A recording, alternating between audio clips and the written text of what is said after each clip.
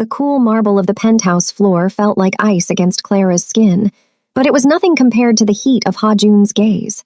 She sat on the edge of the velvet couch, her fingers trembling as they clutched the delicate white lace of her lingerie.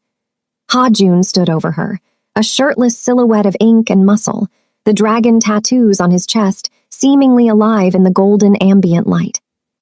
"Spread your legs wide, Clara," he commanded, his voice a low, dangerous gravel that vibrated through the silent room. He knelt between her knees, his large hand possessively gripping her thigh, his thumb tracing the hem of her lace. "I want to have a complete taste of the woman who thinks she can hide secrets in my house." Clara's breath hitched, her head tilting back as his other hand came up to tangle in her afro-coily hair. "Master, please," she exhaled, caught between terror and a desire she couldn't name. He didn't move. He only tightened his hold, his dark eyes searching hers for a lie. 2 hours ago, she had been just his maid, a silent shadow cleaning the bloodstains of his lifestyle. 2 hours ago, she'd found the flash drive that proved his own lieutenant, Jinho, was planning a coup. When Ha-Jun had cornered her, demanding to know why a girl from Nigeria would risk her life for a monster like him, the truth had finally broken through her fear. "Because I can't let them destroy you," she whispered now, her heart hammering against her ribs like a trapped bird. Ha-Jun lowered his face to the crook of her neck, his lips grazing her skin. "I don't need your protection, Clara," he growled, caging her body with his own. "I need your loyalty. I need to know that when the world burns tonight, you'll be the one standing in the ashes with me." "Before we dive in deep into the story, I would love to know what you will do when you find out that your boss, the most dangerous man in the state, a man who everyone fears, was gradually falling in love with you. Drop it in the comments and also subscribe to this channel and stay tuned for more." The golden elevator ascended in a silence so heavy it felt pressurized, delivering Clara into a world of cold marble and glass that overlooked the glittering sprawl of Seoul. 3 months ago, she had stood in the center of Ha-Jun's penthouse, her shadow swallowed by the vastness of the room, feeling less like an employee and more like a specimen under a microscope. Ha-Jun hadn't even looked at her initially. He sat behind a desk of dark obsidian, his presence a suffocating weight that filled every corner of the suite. The rules of her employment were delivered not by him, but by a stern man in a suit who didn't offer a name. They were simple, clinical, and absolute. Clara was to be a ghost. She was to clean, to organize, and to vanish the moment Ha-Jun entered a room. Most importantly, the directive was clear. No eye contact, ever. To Ha-Jun, she wasn't a woman with a history or a heart. She was merely a domestic tool meant to maintain the perfection of his sanctuary. When he finally spoke, his voice was like a blade dragged across silk. "You are from Nigeria," he stated, his eyes still fixed on a folder containing her life's struggles. He finally looked up, and for a fleeting second, the no eye contact rule was impossible to follow. His gaze was intense and predatory, stripping away her defenses. He saw the desperation she tried to hide, the need to escape the poverty of her past and the weight of the family she left behind. "This is a place of secrets, Clara," he said, his tone devoid of warmth. "If you see something, you forget it. If you hear something, you are deaf. In exchange, you will be paid more than you have ever dreamed." He stood, his lean, athletic frame silhouetted against the floor-to-ceiling windows, and she caught the first glimpse of the black ink creeping up his neck from beneath his collar. For weeks, the penthouse became her golden cage. She moved through the rooms like a spirit, polishing surfaces that were already spotless, always ears strained for the sound of his footsteps, so she could retreat into the shadows. He remained a cold, distant god of this high-altitude realm, never acknowledging her presence even when they occupied the same space. Yet, despite the fear and the strict boundaries, Clara found herself watching him from the corners of her vision, intrigued by the quiet strength and the hidden darkness that seemed to radiate from him. She was a silent observer of a man who ruled with iron, never imagining that the ghost he hired would eventually become the only person he couldn't live without. The heavy, metallic scent of iron was always the first thing to greet Clara when she entered the east wing of the penthouse. It was a smell that didn't belong in a home filled with Italian marble and silk curtains, yet here, it was the primary fragrance of power. Ha-Jun had been gone for 3 hours, leaving the silence of the apartment feeling like a held breath. As she moved through the dimly lit hallway, her soft soles made no sound on the polished floors, a habit she had perfected to remain the silent maid he expected her to be. She entered the private study, where the golden ambient light caught a stray smear of crimson on the edge of a mahogany desk. Her heart hammered against her ribs, but her hands remained steady as she reached for the cleaning cloth. This was the arrangement. She cleaned the mess his life made, and in exchange, she earned the survival of her family back in Lagos. But as she knelt to scrub a dark droplet from the floor, her gaze drifted to the intricate carving of the fireplace vent. Something was caught in the grate, a small silver shimmer that didn't belong in the shadows. With a quick, cautious glance toward the door, Clara reached out. Her fingers brushed cold metal. She pulled it free, revealing a sleek, nondescript flash drive. In a world of secrets and shadow wars, a piece of plastic like this was often more lethal than a bullet. She knew she should put it back, to pretend she was the invisible servant he hired, but her intuition, the same survival instinct that had brought her across the ocean, screamed that this was the key to the tension she felt vibrating through the penthouse. A maid's curiosity is a very dangerous thing, Clara. The voice was a low, dangerous gravel that seemed to rise from the floorboards themselves. Clara froze, the drive clutched tightly in her palm. She didn't have to turn to know Ha-Jun was there. She could feel the sudden drop in temperature, the predatory weight of his presence caging the air around her. She turned slowly, rising to her feet to find him standing in the doorway. He had shed his jacket and shirt, his upper body bare and glistening with a light sheen of sweat. The black ink of the tattoos covering his chest and arms seemed to writhe in the flickering light of the study. He looked less like a corporate CEO and more like the ruthless Mafia boss the rumors promised, a man of cold precision and intense secrets. "I was just cleaning, master," she whispered, her voice betraying the silent maid facade she had maintained for months. Ha-Jun stepped into the room, his movements fluid and predatory. He didn't stop until he was inches away, his towering frame forcing her to look up, her natural afro-coily hair brushing against the marble wall behind her. He reached out, his thumb and forefinger tilting her chin upward, forcing her to meet his dark, unreadable eyes. "You weren't cleaning," he countered, his gaze dropping to her closed fist. "You were hunting, and now you've found something that could get you killed before the sun rises." He pried her fingers open with terrifying ease, taking the drive from her hand. But instead of the cold dismissal she expected, his expression shifted into something more complex, a dark, possessive intrigue. His hand didn't pull away. Instead, he let his palm rest against the side of her neck, his thumb tracing the frantic pulse at her throat. The silence between them stretched, thick with a new, volatile energy. The professional boundary hadn't just cracked, it had shattered on the marble floor. Clara realized in that moment that she was no longer invisible to him. She had witnessed the darkness of his world, and Ha-Jun, obsessed with the loyalty he saw in her defiance, was not going to let her walk away. "The girl who cleans the blood is finally starting to see the monster," he murmured, his face lowering until his breath hitched against her ear. "The question is, Clara, are you going to run, or are you going to help me find the man who left this behind?" In the quiet of the high-security penthouse, the silent maid was gone, replaced by a woman who realized that the only thing more dangerous than the secrets in her hand was the man now caging her with his body. The transition from the servants' quarters to the master's suite felt less like a promotion and more like a descent into a beautiful, gilded cage. Ha-Jun had been absolute in his command. After the incident with the flash drive, Clara was no longer permitted to sleep anywhere but within the radius of his protection. His suite was a vast expanse of cold marble, shadow, and floor-to-ceiling glass that overlooked the shimmering, indifferent lights of Seoul. For 3 days, they lived in a charged silence, the air between them thick with the unspoken weight of the secrets she now carried. Clara spent her nights on the velvet chaise lounge at the foot of his bed, hyper-aware of the rhythmic sound of his breathing, her heart racing every time he shifted in the dark. The breaking point came on a Tuesday, well past midnight, when the city below was shrouded in a heavy charcoal mist. Clara was startled from a light sleep by the clinking of glass. She sat up, her hair a soft halo in the dim light, to find Ha-Jun sitting at his desk. He wasn't working.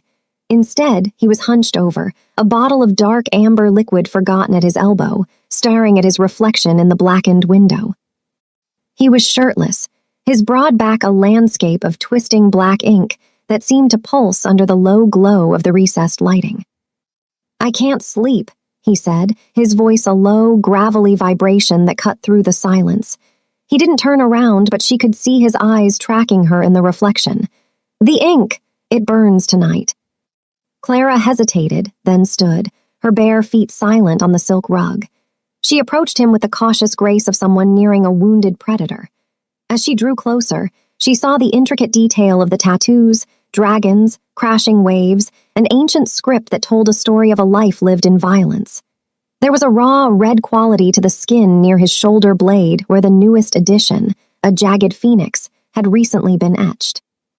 "It looks inflamed," Clara whispered, her voice trembling slightly. "You haven't been taking care of it." Ha-Jun finally turned, his dark eyes hooded and intense. "I have more important things to care for than my skin, Clara." He reached out, his hand hovering near her waist before he pulled back, a rare flash of hesitation crossing his features. "The ointment is in the bathroom. Apply it." It was a command, but the edge of steel was gone, replaced by a desperate, weary hunger. Clara returned moments later with a small tin. Her pulse hammered in her throat as she stepped between his knees. The scent of him, expensive sandalwood, tobacco, and something primal, swirled around her, making her lightheaded.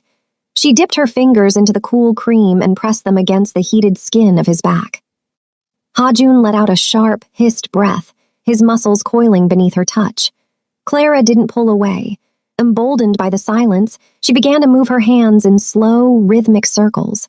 She traced the line of a dragon's tail down the curve of his spine, her fingertips memorizing the texture of his strength. The tension in the room shifted from dangerous to electric. Every time her skin brushed against his, a spark seemed to jump between them, a silent conversation of touch that bypassed the barriers of their status. "You have a healer's hands," he murmured, his head dropping forward. "A waist for a maid." "I am whatever you need me to be, Ha-Jun," she replied softly, her hand lingering on the ink over his heart. He moved then, with a fluid, terrifying speed, catching her wrists and pulling her forward until she was caged between his thighs. His chest was heaving, the tattoos on his pectorals rising and falling with his labored breath. Up close, the intensity of his gaze was a physical weight. He looked at her not as a servant, nor even as a witness, but as the only thing in his cold world that felt real. Clara didn't look away. She traced the ink on his collarbone with her eyes, then looked up into the dark storms of his iris. The air was gone, replaced by a vacuum of wanting. Ha-Jun's grip on her wrists softened, his thumbs stroking the delicate skin of her inner arms. He leaned in, his lips inches from her ear, his breath hot and smelling of bourbon. "If you stay in this room tonight, Clara, there is no going back," he warned, his voice a ragged edge of a promise. "The maid dies and the woman belongs to the ghost." Clara leaned into him, her forehead resting against his. She reached up, her fingers finally tracing the sharp line of his jaw, her touch a silent acceptance of the darkness. "The maid died the moment you looked at me," she whispered. Ha-Jun groaned, a sound of pure, unadulterated surrender, and pulled her into the first kiss that would seal their fate. A collision of lace and ink that set the penthouse, and their lives ablaze. The morning light crawled across the marble floor of the penthouse, but inside the master suite, the atmosphere remained heavy and midnight dark. The previous night's surrender had shifted the tectonic plates of their reality. Clara was no longer just the woman who polished the silver, and Ha-Jun was no longer just the monster who owned the house. Yet, in the world of the syndicate, intimacy was a luxury that often came with a blood tax. Ha-Jun stood by the floor-to-ceiling windows, the city of souls spread out beneath him like a conquest, his tailored black trousers sitting low on his hips. He was silent, his tattooed back turned to the room, but the tension radiating from his frame was palpable. Clara sat on the edge of the plush designer couch, dressed only in her white lace lingerie, feeling the weight of his silence. The room smelled of lingering sandalwood and the sharp, metallic tang of the danger that always followed him. She watched the way the sunlight caught the ink on his skin, the dragons and the phoenix, realizing that to love him was to embrace the fire that created them. "You saw him, didn't you?" Hajun's voice broke the silence, cold and precise, devoid of the warmth they had shared hours prior. He turned slowly, his expression masked in a terrifying calm. "Yesterday, in the lower garden, you saw Jinho meeting with the men from the north." Clara's heart hammered against her ribs. She had hoped the flash drive was enough, that her loyalty was proven. But Hajun was a man built on a foundation of betrayal. He didn't just need her love, he needed her total, unvarnished truth. He walked toward her, each step measured and predatory, until he stood directly over her. The golden ambient light cast long, dramatic shadows across his chest, making the black ink of his tattoos seem to writhe. "Spread your legs wide, Clara," he commanded, his voice dropping into that low, dangerous gravel. It wasn't a request for pleasure, but a demand for submission. He knelt between her knees, his large, tattooed hand gripping her thigh with a possessive strength that left a faint mark. He leaned in, his face inches from hers, his dark eyes searching for any flicker of a lie. "I want to have a taste of the girl who thinks she can hide secrets in my house," he whispered, his thumb grazing the hem of her lace. "Did he speak to you? Did he offer you a way out of this cage?" Clara looked up at him, her eyes stinging but her gaze steady. She reached out, her fingers trembling as she touched the ink over his heart, the spot she had traced while he slept. "He offered me nothing I wanted, Hajun. He offered me safety, but I would rather burn with you than be safe with a coward." The mask of the Mafia boss flickered for a fraction of a second, revealing the man beneath who was terrified of the very loyalty he demanded. He gripped her chin, forcing her to look at him as he tasted her words, weighing them against his own cynicism. The air in the room was electric, a collision of absolute power and raw emotional vulnerability. "You are a fool," he growled, but he pulled her into him, his forehead resting against hers. "Because now that I've had a taste of this, of you, I will never let you go. Even if the city burns, you are mine." In that moment, the power dynamic shifted forever. The interrogation had become a coronation. Clara wasn't just his maid or his lover. She was becoming his partner in the dark, the only person allowed to see the man behind the ink. The atmosphere within the penthouse shifted from the heavy heat of passion to the cold, sterile tension of an impending war. Hajun moved through the vast rooms like a ghost of his former self, his silence more deafening than any shout. The defiance from his inner circle was no longer a whispered rumor. It was a visible rot. Jinho, once the shadow at Hajun's right hand, now walked with a brazen arrogance, skipping briefings and questioning Hajun's orders in front of the lower-ranking soldiers. The air in the syndicate was thick with the scent of a changing tide, and everyone was waiting to see if the king would strike or crumble. Clara, now permanently ensconced in the master suite, became the ghost in the machine. While Hajun managed the visible threats, she retreated into the digital shadows. With a flash drive she had scavenged from the vents plugged into a secure laptop, she spent her nights submerged in lines of encrypted code and shipping manifests. Her natural brilliance, once stifled by the drudgery of domestic service, ignited under the pressure. She worked in the dim glow of the monitor, her natural curls pulled back, her eyes reflecting the scrolling green text that held the power to destroy the man she loved. The breakthrough came at 3 a.m. As she bypassed a final firewall, the serpent in the garden finally revealed its true length. It wasn't just embezzlement or a petty power grab.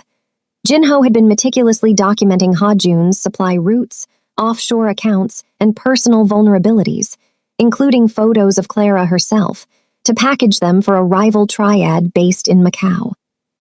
The deal was simple. Jinho would provide the coordinates for a coordinated strike on Hajun's main warehouse in exchange for a seat at the triad's high table. The final file was the most chilling, a calendar invite for a final dinner at the penthouse, scheduled for the following evening. It was a Trojan horse, a gesture of faux reconciliation that Jinho intended to use as the signal for the hit. Clara felt a cold sweat break across her skin as she heard the heavy click of the suite's door. Ha-Jun entered, looking weary, his tailored shirt discarded and his black ink tattoos stark against his pale skin. He saw her face, the blue light of the laptop illuminating her terror. "I found it," she whispered, her voice cracking. "It's not just a betrayal, Ha-Jun, it's an execution." He crossed the room in 3 long strides, leaning over her shoulder to read the decrypted files. As he scrolled through Jinho's communications, Clara felt the temperature in the room drop. The man who had been her tender lover an hour before vanished, replaced by the predator. His jaw tightened, a vein pulsing in his neck, but his hands stayed perfectly still. He reached down, closing the laptop with a definitive snap, and looked at Clara with a gaze that was both terrifying and profoundly protective. "The serpent thinks he has invited himself to dinner," Ha-Jun said, his voice a low, lethal hum. "But tomorrow night, he's the one on the menu." The transition from a hidden maid to a Mafia consort required a transformation that was as much armor as it was elegance. For the high-stakes gala at the Grand Hyatt, Ha-Jun had selected a gown for Clara that draped over her curves like liquid midnight, the deep silk contrasting strikingly with the warmth of her skin. Her natural curls were pinned back with diamond-encrusted clips, and around her neck sat a choker of black pearls, a silent mark of Ha-Jun's ownership. As they stepped out of the black sedan, Ha-Jun, dressed in a sharp obsidian tuxedo that concealed the lethal ink on his skin, offered his arm. His expression was a mask of cold, aristocratic indifference, but his hand squeezed hers with a silent, grounding intensity. The ballroom was a labyrinth of mirrored walls and predatory smiles, filled with the elite of Seoul's underworld and their corporate counterparts. Jinho was already there, moving through the crowd with the slick ease of a man who believed he had already won. He offered a mocking toast to Ha-Jun, his eyes lingering on Clara with a predatory glint that made her skin crawl. "A beautiful addition to your collection, Ha-Jun," Jinho drawled, his voice dripping with false sincerity. Clara didn't flinch. She leaned into Ha-Jun, playing the role of the infatuated lover, while her eyes, sharpened by weeks of studying surveillance data, scanned the periphery of the room. She wasn't looking at the guests. She was looking at the staff. The rhythm of the room felt wrong. 2 waiters near the kitchen entrance weren't carrying trays. Their hands were tucked into their jackets, their eyes fixed not on the service, but on the chandelier directly above Ha-Jun's head. Clara felt the hair on her arms stand up. She remembered the decrypted files. The signal wasn't a shout, but a blackout. As the orchestra began a sweeping waltz, Clara leaned in as if to whisper a secret against Ha-Jun's ear. "The servers at 10 o'clock and 2 o'clock, she breathed, her lips barely moving. "They aren't here to feed us, and the electrical panel behind the velvet curtain is being tampered with. We have less than a minute." Ha-Jun didn't look. He merely tightened his grip on her waist, pulling her into a dance. "Stay behind me when the lights go out," he whispered back, his voice a low, lethal hum. A split second later, the massive crystal chandelier flickered and died, plunging the opulent hall into a suffocating darkness. The music cut into a jarring silence, followed immediately by the metallic schlick of suppressed weapons being drawn. Because of Clara's warning, Ha-Jun was already moving. He spun her toward a marble pillar just as the first muted thuds of gunfire peppered the spot where they had been standing. In the chaos of screams and shattering glass, the sanctuary of the penthouse was shattered not by a knock, but by the concussive roar of an explosion that blew the reinforced steel doors off their hinges. The luxury Clara had grown accustomed to, the scent of sandalwood, and the soft glow of golden lights, was instantly replaced by the acrid sting of gunpowder and the swirling gray of pulverized marble. Jinho hadn't just sent assassins. He had brought a small army to finish what he started at the gala. Ha-Jun reacted with the instinctive brutality of a man born for war. He had been in the middle of redressing his wounds from the ballroom floor, and now he stood in the center of the wreckage, shirtless and defiant. The intricate black ink of the phoenix on his back was smeared with fresh crimson, a deep graze along his ribs weeping blood onto his black tailored trousers. He held a sleek, silenced pistol in one hand, his eyes burning with a cold, predatory light that made him look less like a man and more like a vengeful god. Get to the panic room, Clara. Now! He roared over the shatter of glass as a volley of bullets peppered the designer sofa. But Clara was done running. She crouched behind the kitchen's marble island, her heart a frantic drum against her ribs. She saw Jinho's men flooding the hallway, their tactical gear a dark contrast to the elegant white walls. Ha-Jun fired back, his movements a lethal dance, but he was outnumbered. He ducked behind a pillar, his breath coming in ragged gasps, the blood loss finally beginning to sap the precision from his limbs. A shadow moved toward Ha-Jun's blind side, a mercenary raising a shotgun with a cold, focused aim. Clara didn't think. She only felt the sudden, sharp weight of the spare Glock Ha-Jun had hidden under the marble counter weeks ago. Her hands, which had spent years scrubbing floors and months tracing Ha-Jun's ink, now wrapped around the cold polymer grip. The weapon felt heavy, an anchor of death in her trembling palms. She rose from her crouch, her natural afro-coily hair dusted with white marble debris, and leveled the barrel. The world slowed to a single point of focus. She pulled the trigger. The recoil bucked against her wrists, a violent jolt that echoed through her entire frame. The mercenary collapsed, the shotgun clattering uselessly across the floor. Ha-Jun spun around, his eyes widening as he saw Clara standing her ground, the smoke curling from the barrel of her weapon. For a heartbeat, their gazes locked, a silent acknowledgement that the last thread of her innocence had finally snapped. "I told you," she whispered, her voice steady despite the chaos. "I'm not leaving you." Ha-Jun let out a low, guttural growl, a mix of pride and desperation. He reached out, grabbing a spare magazine from his belt and tossing it to her. "Then stay low and keep your eyes on the door. If we die tonight, Clara, we die as equals." The rain began as a soft drizzle, turning the neon lights of the Gangnam district into smeared, glowing oil on the asphalt.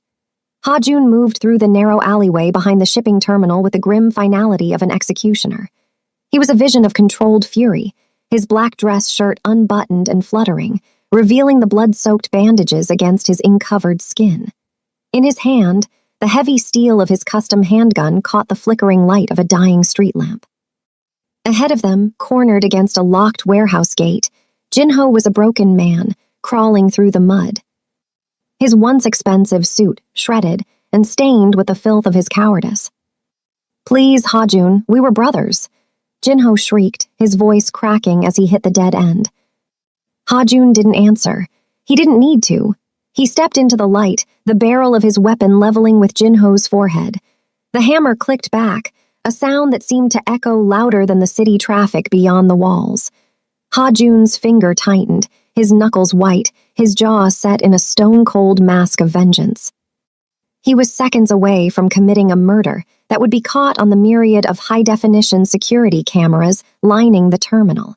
A move that would invite the full weight of the Seoul Metropolitan Police and end his reign forever.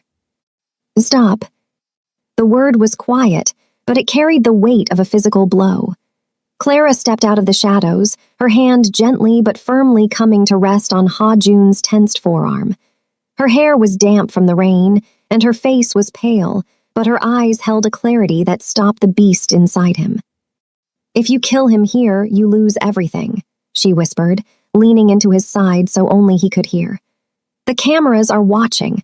The sirens are already 3 blocks away. Don't give them the satisfaction of a televised arrest. Don't let a traitor be the reason you fall." Ha-Jun's chest heaved, his eyes locked on Jinho's trembling form. "He tried to kill you, Clara. He tried to take my life." "And he failed," she countered, her voice growing stronger. "Death is too quick for a man like this. Hand him to the Interpol contact I found on that drive. Let the world see his crimes against the triads. He won't just be dead, he'll be a pariah hunted by every criminal organization in Asia. That is how a king rules, by making the world his cage." The silence stretched, thick with the scent of ozone and wet pavement. Slowly, agonizingly, the tension left Ha-Jun's arm. He lowered the weapon, the fire in his eyes cooling into a frozen, calculating intelligence. He looked at Clara, seeing the woman who had not only saved his life but was now saving his empire. He realized then that she was the only one who truly understood the price of loyalty. He holstered the gun and stepped back, allowing the shadows to swallow them both as the first blue and red lights began to reflect off the warehouse walls. The penthouse was silent again, but it was no longer the silence of a gilded cage. It was the quiet of a kingdom that had been purged and rebuilt. The scent of expensive bourbon and rain lingered in the air as Ha-Jun stood before the full-length mirror, adjusting the cuffs of his silk shirt. The bandages across his chest were a hidden map of the war they had just survived, but his face was a mask of absolute, terrifying calm. Behind him, Clara sat on the plush designer couch, watching the way the golden ambient light caught the intricate black ink of the phoenix on his back. She was no longer dressed in the white lace of a victim or the drab uniform of a maid. Tonight, she wore a gown of heavy obsidian silk that pooled around her feet like ink, her natural afro-coily hair framing a face that had seen the abyss and refused to blink. Ha-Jun turned, his dark eyes softening only when they landed on her. He walked across the marble floor, the sound of his footsteps echoing with a new kind of weight. He didn't look down at her. He looked at her as his equal. Reaching into the pocket of his trousers, he pulled out a small velvet box. Inside sat a ring featuring a rare black diamond, as dark and multifaceted as the life they were about to lead. He didn't ask. He simply took her hand, his thumb tracing the skin of her palm where she had held the weight of a weapon just nights before, and slid the ring into place. "The syndicate is waiting downstairs," he whispered, his voice a low, gravelly vibration. "They expect to see a master and his servant. They are about to see a king and his queen." They descended the private elevator into the heart of the grand ballroom, where the remaining captains and soldiers of the syndicate stood in rigid, nervous rows. The air was thick with the scent of tobacco and fear. These were men who had seen Ha-Jun execute traitors without a second thought, men who had whispered that he had grown soft for a foreign maid. But as the doors slid open and Clara stepped out beside him, her hand tucked firmly into the crook of his elbow, the whispers died a sudden, violent death. Ha-Jun didn't offer a long oration. He stood at the head of the room, his presence a physical force. "You all know the price of betrayal," he said, his voice carrying to every corner of the hall. "And you all know the value of loyalty. This woman is the reason I stand before you tonight. She is the reason the serpent is gone. From this moment on, her word is my word. Her shadow is my shadow. You will bow to her as you bow to me." One by one, the hardened men of the underworld lowered their heads. It was a silent coronation, a baptism in the shared darkness they now inhabited. Later, as the celebration of their survival roared below, Ha-Jun led Clara back to the private balcony of the penthouse. The city of Seoul was a sprawling carpet of neon and shadow beneath them, indifferent to the blood that had been spilled to keep them atop their throne. The wind caught Clara's silk skirts and Ha-Jun's unbuttoned collar, the cool air a welcome relief after the heat of the ballroom. Ha-Jun stepped up behind her, caging her body with his own, his tattooed arms resting on the railing beside hers. He pressed his face into the crook of her neck, breathing in the scent of her, no longer just soap and lavender, but something sharper, more dangerous. "Do you regret it?" he asked, his voice barely a murmur against her skin. "The light you left behind." Clara leaned back into his strength, her hand rising to cover his, the black diamond on her finger catching the light of the city. She looked out at the horizon, where the darkness of the mountains met the glow of the skyscrapers. She knew the world would always see them as monsters, that their path would be paved with further secrets and inevitable violence. But as she felt the steady, powerful thrum of his heart against her back, she knew she had finally found the only home that mattered. "The light was a lie, Ha-Jun," she replied, her voice steady and resonant. "In the darkness, I can finally see everything clearly. I don't want a fresh start. I want this. I want us." Ha-Jun groaned, a sound of profound surrender and possessive pride. He turned her in his arms, his dark eyes searching hers and finding only a matching fire. He didn't need to command her to stay. She was the ink under his skin, the soul of his empire. Under the watch of a billion indifferent lights, they shared a kiss that was a vow, a promise of a forever that was dangerous, beautiful, and entirely theirs. The end. If you love this story, kindly subscribe to this channel and stay tuned for more.